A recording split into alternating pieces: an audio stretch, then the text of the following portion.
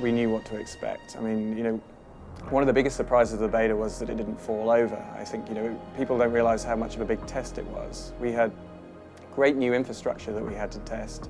And seeing the players really push the servers in the way that they did was, hugely gratifying. It was actually really interesting. We had these television screens all around the kitchen with all the graphs of players going up.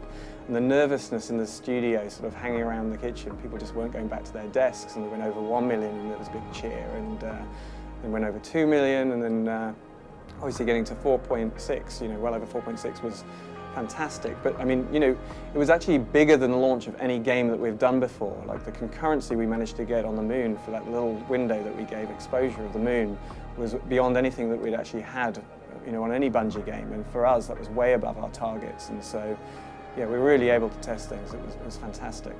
So, I mean, Destiny is a huge game. It's bigger than anything we've done before. Once you sort of get yourself to a great state on Earth, you can move to the moon. It's not technically a planet. You've got Mars and you've got Venus. And in fact, there's Mercury in a single multiplayer map. It's the only place that you go to Mercury, in a place called the Burning Shrine, which is actually a beautiful map right close to the sun.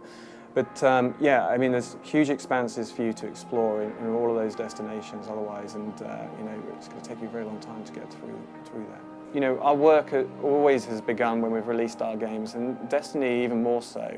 I think we're going to be doing, lots of updates as quickly as we can to make sure that the players are having the best experience as possible. I think one of the things that we always said we wanted to do with Destiny, I mean, this is a game we always wanted to make, is we're going to build upon the universe rather than restart the universe periodically. So I think you're going to see things like expansions where you're going to see these spaces grow.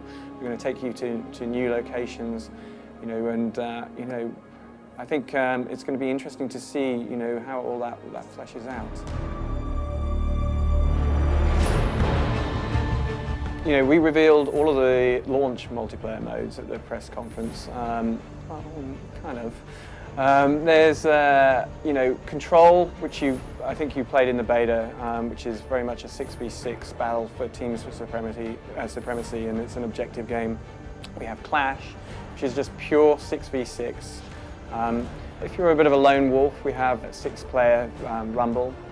And then we move into probably the more intense multiplayer, which is the 3v3. We have Revive on, so as 3 players you have to be much more coordinated. You have to make some decisions about, well, he got shot there, do I revive them? But if I revive them, it's going to be better because they're going to be delaying for around 10 seconds. And then we have Salvage, which actually is a really interesting 3v3 game where we have 7 relics around a map.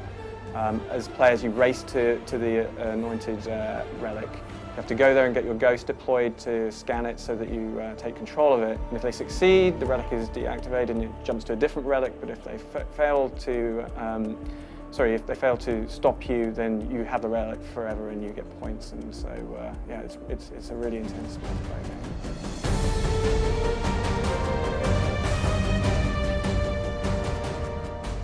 Raid's a 6-player cooperative.